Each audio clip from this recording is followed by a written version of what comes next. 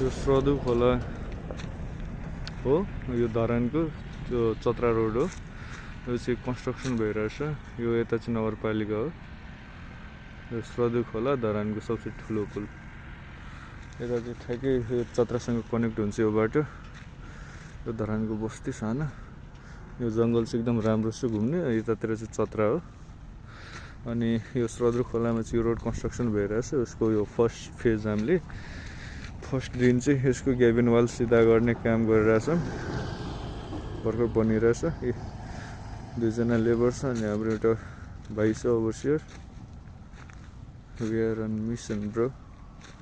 यहाँ धुलो उडिरहेछ। त्यो हाम्रो भाइ धेरै नै मिहिनेत गरिरहेछ यार। I appreciate his work. ठिक छ, यही हो।